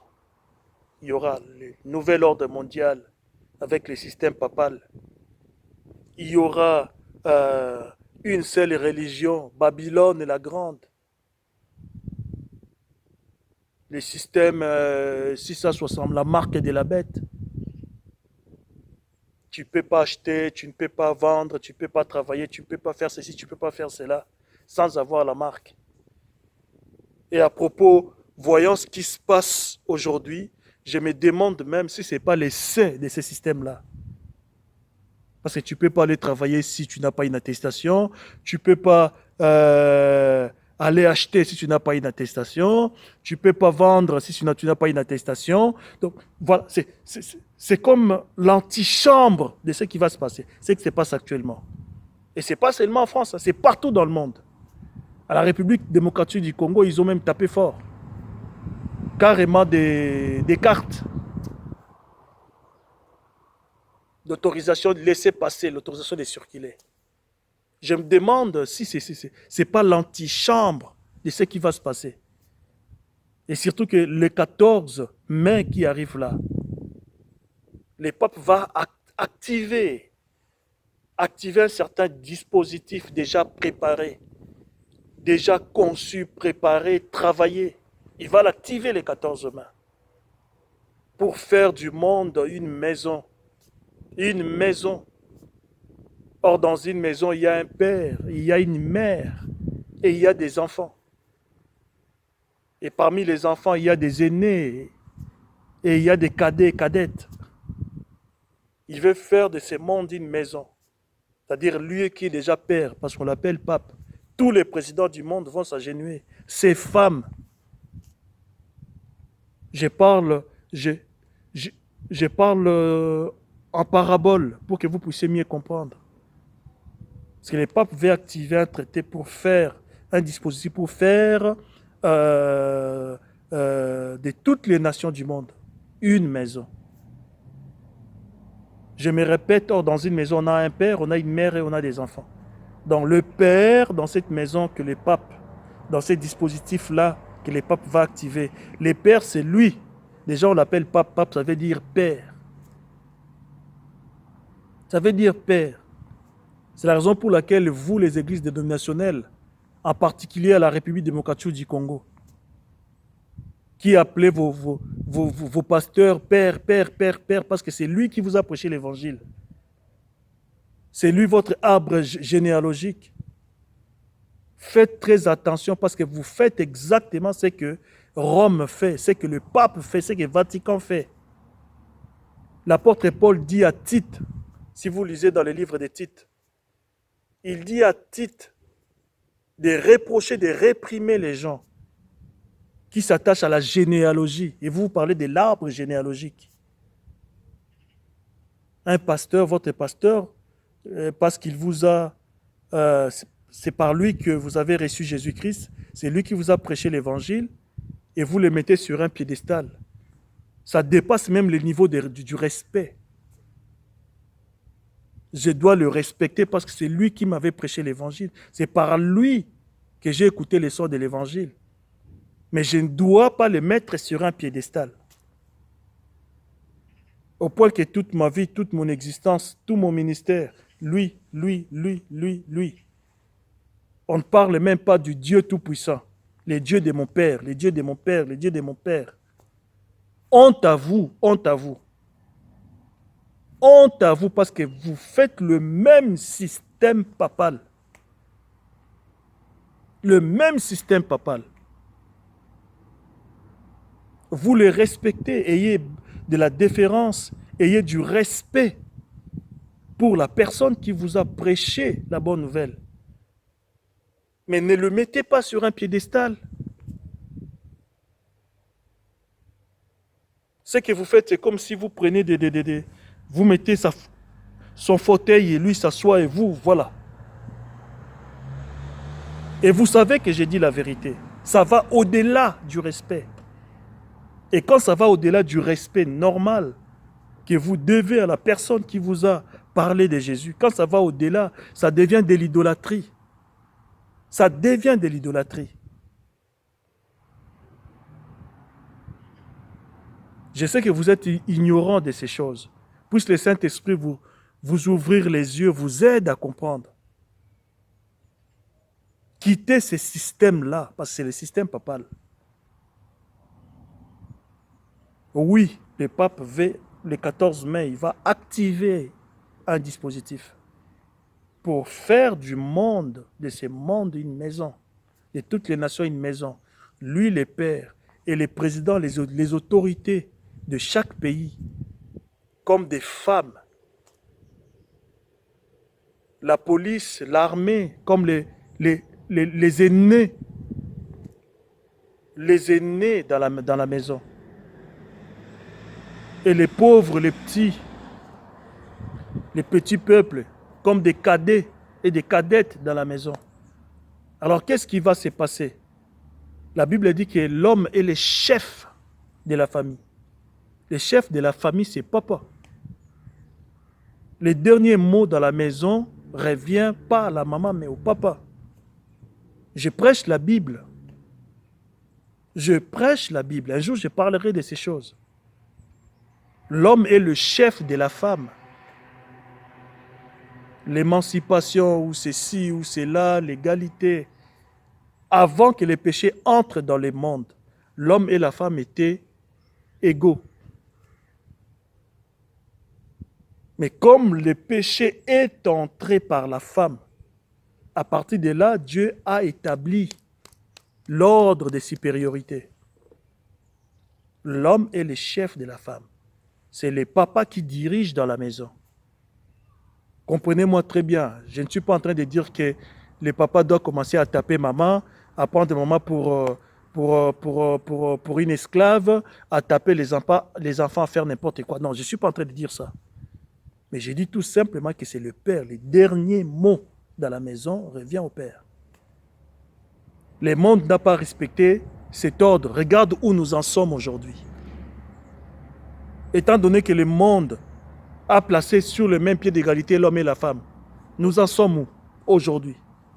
Il y a la délinquance, parce que maman à qui le Seigneur avait confié la maternité. C'est dans le livre de Genèse chapitre 3 verset 16. Là où Dieu a confié la maternité à la femme.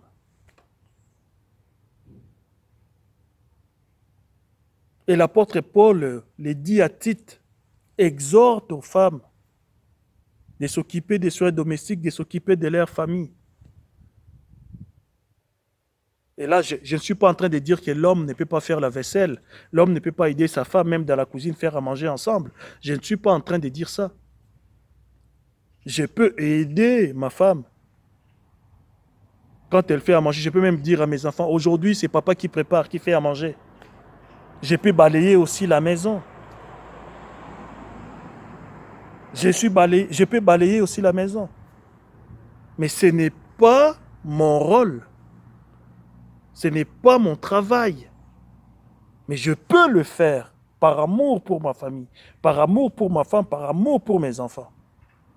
Mais ma femme ne doit pas m'obliger qu'aujourd'hui c'est ton tour, demain c'était mon tour, aujourd'hui c'est ton tour. Non. Mais par amour pour ma femme, je peux dire non, non chérie, reste là, repose-toi, moi je vais faire la vaisselle. Ah chérie, je te vois un peu fatigué, repose-toi, je vais balayer un peu. Je peux le faire, mais elle ne peut pas m'obliger à le faire. Parce que mon travail à moi, c'est quoi? Le Seigneur a dit à l'homme, c'est à la sueur de ton visage que tu auras ton pain. Je dois aller travailler, chercher de l'argent et le ramener dans la maison, dans la famille. Dans la famille. Alors pour revenir à ce que je disais au sujet de ces dispositifs que le pape va activer les 14 mai, ces dispositifs qui consistent à faire de toutes les nations une maison. C'est-à-dire, lui, le pape, sera le père et il va donner ses ordres, son système, la façon dont il veut que le monde marche aux présidents de chaque nation qui sont ses femmes, je parle en parabole, et les présidents de ces mondes qui sont les mamans dans la maison.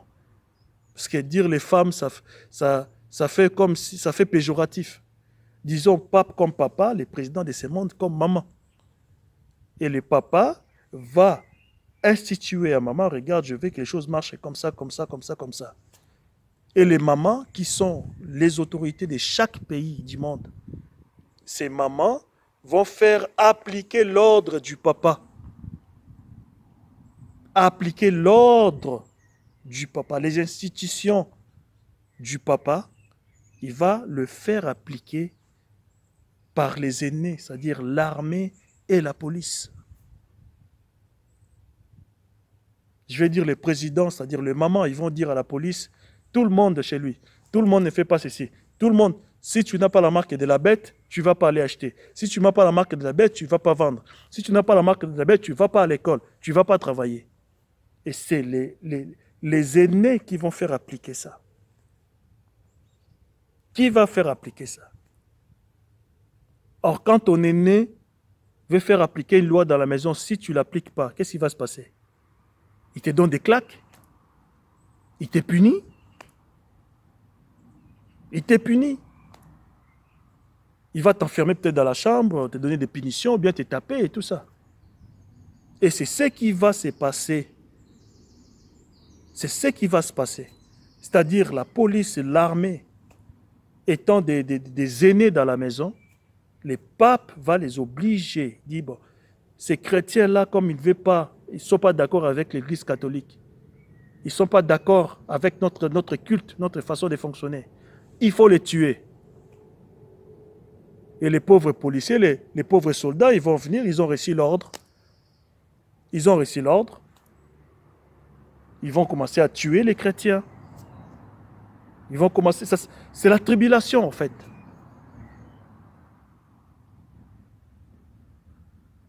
C'est la tribulation. Mais ne vous inquiétez pas, parce qu'il y en aura beaucoup de chrétiens qui vont refuser la marque de la bête.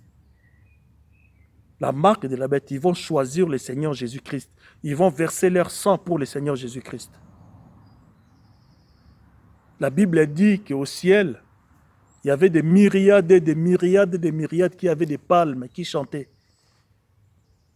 Ce sont des chrétiens qui ont passé par la tribulation, qui n'ont pas voulu adorer la bête, qui n'ont pas voulu adhérer au nouvel ordre mondial. Et là, avec l'activation de ces dispositifs-là, ça se voit que le pape est en train déjà de préparer les choses. Il prépare déjà les choses. Et ces choses-là, je vous dis au nom du Seigneur, ça va arriver. Pour bientôt, pour bientôt.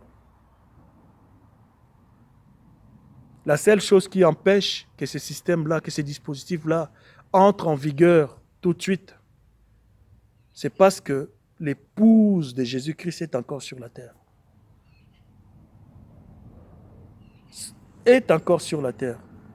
Mais le pape, il sait que bientôt l'épouse va être enlevée. C'est Satan qui connaît la parole. Il ne faut jamais oublier. Et comment il sait que bientôt l'épouse du Seigneur va être enlevée? C'est parce qu'il voit ce qui se passe en Israël. Il sait que le Seigneur Jésus-Christ avait dit à son épouse, regarde Israël, l'horloge de Dieu, votre horloge à vous. Si vous voulez savoir mon calendrier à moi, quand est-ce que je vais venir, regardez ce qui se passe en Israël. Satan sait ça. Le pape, il sait ça. Alors quand Israël s'active, il est déjà devenu une nation, ils étaient éparpillés dans le monde entier. Depuis 48, si j'ai bonne mémoire, Israël est devenu une nation. Et là, Israël est en train de s'activer pour la reconstruction du temple, parce que la mosquée d'Al-Aqsa ou d'Omar, cette mosquée va être démolie. Va être démolie. C'est la parole de Dieu. Et à la place, on va reconstruire les temples. Et là, Israël est en train de s'activer et récupérer les ustensiles du temple, récupérer les chandeliers, récupérer l'arche, chercher des vêtements d'Aaron, des habits d'Aaron, des Cohen, des Lévites. On les instruit déjà, on les apprend la façon dont les cultes s'est déroulés. Donc, bref, des préparatifs vont déjà bon train en Israël. Et les papes étant la représentation, pas les vicaires de Christ, mais les vicaires de Satan sur la terre. Quand il voit Israël s'activer comme ça, il sait que l'épouse va être enlevée. Et comme il sait que l'épouse va être enlevée, voilà, il va activer son dispositif. Ils essayent déjà pour voir comment les choses vont se passer à ces moments-là. Et je me demande même, avec cette histoire des coronavirus, parce que l'esprit du mal travaille toujours par la peur. C'est quand l'homme a peur, il perd son sens de jugement. Quand l'homme a peur, il se plie. Naturellement, quand vous avez peur de quelqu'un, vous vous pliez, vous vous courbez. Tu veux te battre avec quelqu'un, mais tu sais qu'il va te battre, il est plus fort que toi. Tu te courbes. Un pays qui veut faire la guerre à quelqu'un, à un autre pays, s'il sait que ce pays-là est plus fort, il demande la paix. Et Satan, c'est ça, c'est par la peur. La peur, c'est l'instrument du capitalisme. C'est une longue parenthèse, je vais revenir à mon sujet. Parenthèse là. La peur, c'est l'instrument du capitalisme. Pour s'enrichir, il faut s'aimer la peur. Et c'est ce que l'Église catholique a toujours fait depuis les temps anciens. Avec le système des indulgences. Des indulgences. Avec la création du purgatoire. Je ne sais pas si on dit la purgatoire roulée, parce que côté article, je ne suis pas fort. Parfois, je m'emmène les pinceaux. La purgatoire. C'est l'Église catholique qui ont créé ce système-là pour s'enrichir. C'est-à-dire faire peur aux gens, dire aux gens, attention, vous irez en enfer.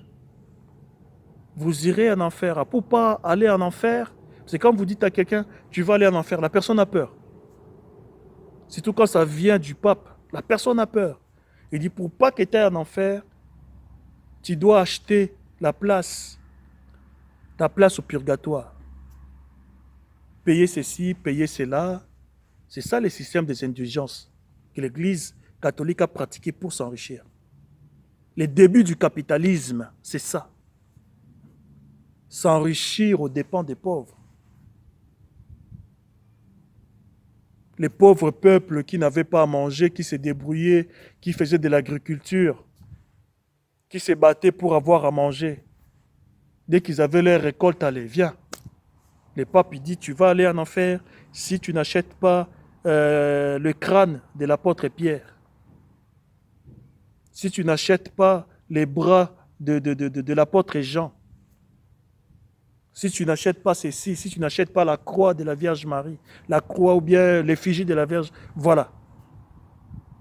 Les indulgences. Et les gens avaient tellement peur. Et cette peur-là a fait que l'Église catholique s'était enrichie. Parce que les gens ont acheté parce qu'ils avaient peur.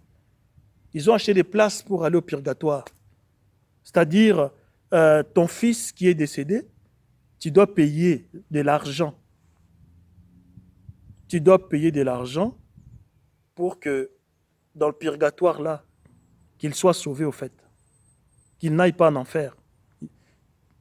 Pour être un peu plus clair, c'est-à-dire, j'ai perdu ma mère, ou bien mon père. Ma mère ne priait pas, mon père ne priait pas. On lui avait prêché l'évangile, il ne voulait rien savoir. Il ne voulait rien savoir. Je donne un exemple. Et là, les prêtres se présentent devant moi et disent, tu dois donner autant d'argent, comme ça ta mère et ton père ne vont pas aller en enfer, mais ils vont aller au purgatoire. Voilà. Et c'est comme ça que l'Église catholique s'est enrichie. S'est enrichie. Les capitalismes, ça vient. C'est Babylone. C'est Vatican qui est l'auteur du capitalisme. Et ça s'étend, ça s'est étendu dans le monde entier. Parce que c'est un esprit. Les gens veulent devenir riches aux dépens des pauvres. C'est-à-dire, toi, le ou la pauvre, la pièce que tu as là, moi qui possède déjà le monde entier, mais je vais te l'arracher. Et Satan même l'a dit à notre Seigneur Jésus-Christ, que les royaumes de ces mondes sont à moi. Si tu t'agenouilles devant moi, je te les donne. C'est comme ça que l'Église catholique est riche. Alors pour faire accepter son dispositif là qui consiste à faire de toutes les nations une maison, le nouvel ordre mondial, mais c'est moyennant la peur, au fait. Déjà, il va mettre son argent en jeu. Il va dire au monde, je vais résoudre les problèmes du chômage, je vais résoudre les problèmes de ceci, je vais résoudre les problèmes de ceci, je vais résoudre les problèmes de l'Afrique, je vais résoudre les problèmes de l'Europe, tous vos soucis que vous avez là, la crise économique, la crise financière, la bourse qui s'effondre chaque fois, je vais mettre mon argent en jeu. L'Église catholique va sortir son argent et le monde entier va acclamer. Va acclamer, tout le monde sera dans la joie. Tout le monde a du travail, tout le monde a du pain, voilà. Et en échange, le monde doit adhérer à son système. Et imaginez maintenant un bienfaiteur comme ça qui résout les problèmes du monde. Pax Romana, la paix romaine, qui en réalité, ça ne sera même pas une période de paix en réalité. Parce que les coupes de la colère de Dieu vont tomber en cette période-là même. 3 ans et demi. 3 ans et demi. 42 mois.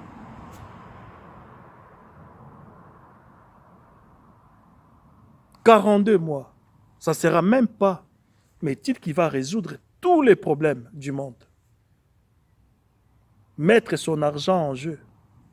Et en échange, la personne qui ne va pas accepter son système. Moi, je pense que lui, il n'aura même pas à se déplacer. C'est seulement ton voisin, celui qui est à côté de toi là. Tu ne veux pas adhérer au système de l'Église catholique alors qu'ils ont fait ça. On va tuer les chrétiens comme ils avaient tué Jeanne d'Arc. On va tuer les chrétiens comme ils avaient tué nos pères quand l'Église avait commencé. Ton voisin, ton propre fils, s'il adhère à ce système-là, Il va te dénoncer. Il sera peut-être le premier à mettre la main sur toi. Ta propre fille, maman, ta propre fille, elle sera la première à aller dénoncer. Ma mère ne veut pas adorer au système papal. Ça sera un temps difficile. Et l'Église qui va passer par la tribulation, pas l'épouse, va donner de son sang. Ça sera le prix à payer. Tu veux te retrouver parmi les myriades au ciel avec des paniers, ça sera le prix à payer. Ça sera le prix à payer. Et ce système-là fonctionne par la terreur. Excusez-moi pour cette longue parenthèse. C'est important.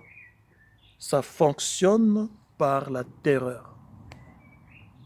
On vous crée du coronavirus, comme ça vous avez peur. Vous avez peur. Tout ce qu'on va vous demander de faire, vous le faites parce que vous avez peur. On vous crée un truc un peu... Voilà. Quelque chose qui est fabriqué quelque part, on ne sait pas. Je ne suis pas là pour apporter des jugements. Je ne sais pas. Avec cette histoire de coronavirus, tout ce que je sais, c'est que quand j'avais prié pour ça, le Seigneur m'avait dit que si ces jours n'étaient pas abrégés, personne ne serait sauvé.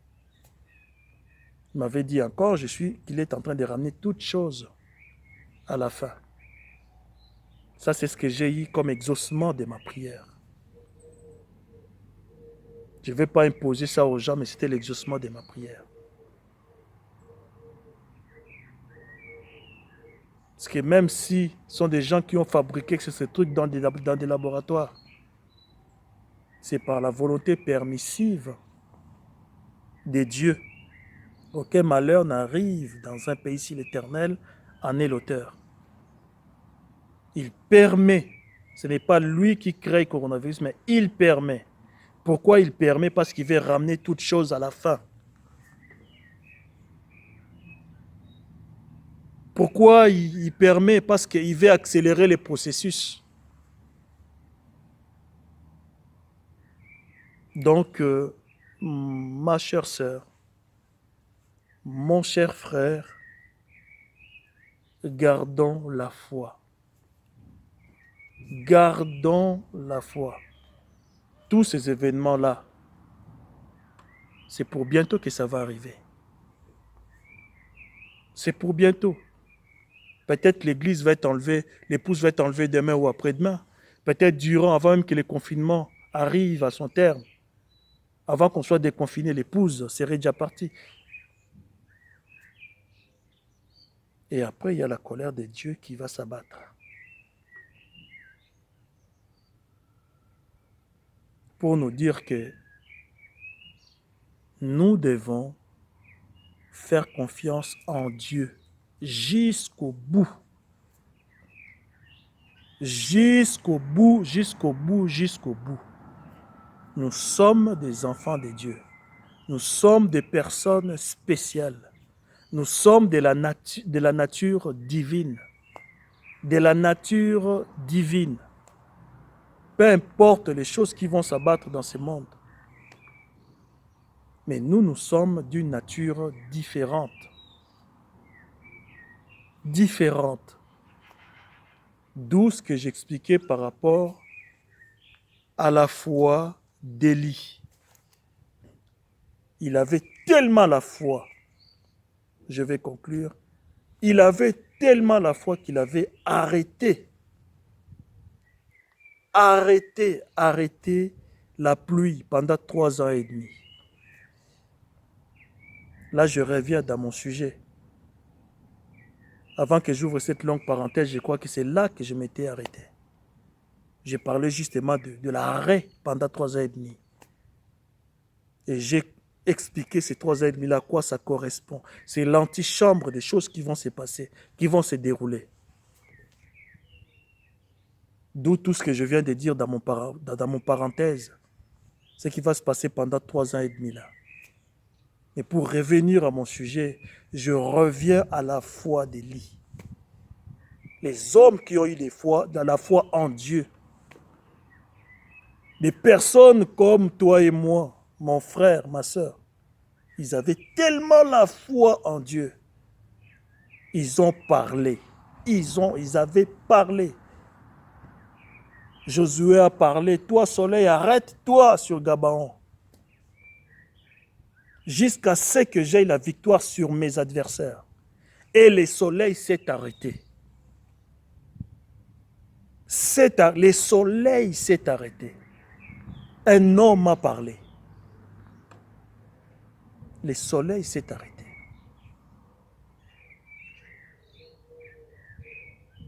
Et parlons de Moïse. Moïse a parlé qu'il y ait des grêles, qu'il y ait ceci, qu'il y ait cela. Les 10 fléaux. Les 10 fléaux. C'est pour dire que si nous avons la foi en Dieu, rien ne nous sera impossible. La maladie, ça bat dans ta maison, ça bat dans ta famille. Tu parles. Tu vas, tu parles. Toi, coronavirus, ta place n'est pas dans ma famille. Ta femme est touchée, tu vas, tu parles. La Bible dit que voici les miracles qui accompagneront ceux qui auront cru. À mon nom, ils imposeront les mains aux malades et les malades seront guéris. Et compte tenu de ta nature divine, au nom de Jésus-Christ, c'est toi, coronavirus, qui dérange ma femme, qui dérange ma fille, qui dérange mon fils. Je t'ordonne au nom de Jésus-Christ de partir dans les lieux arides et ne reviens plus. La foi, la foi, la foi. Ayons la foi en Dieu. Ayons la foi en Dieu. Restons inébranlables dans la foi. Restons inébranlables. Ne nous laissons pas être secoués par tout ce que la télé raconte, par tout ce que les chaînes de télévision racontent. Ne nous laissons pas être secoués par tout ce que nos environnements nous apportent. Ne nous laissons pas être secoués par tout ce que nos amis, les personnes que nous côtoyons nous disent.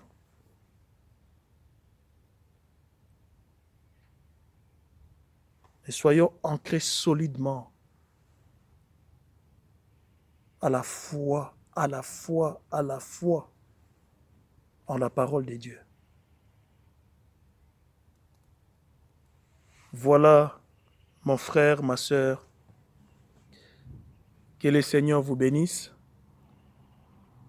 Je bénis le Seigneur pour ces moments de partage et je crois que vous allez être bénis. Je crois que ces paroles vont vous aider, vont vous édifier. Je ne sais pas. Je me confie tout simplement. Je ne sais pas ce que le Saint-Esprit va faire derrière. Mais je crois que ces paroles vont vous aider en tout cas.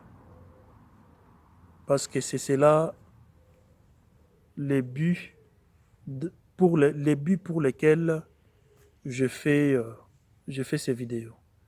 Alors, que le Seigneur vous bénisse richement. Allez, à la prochaine occasion. Shalom.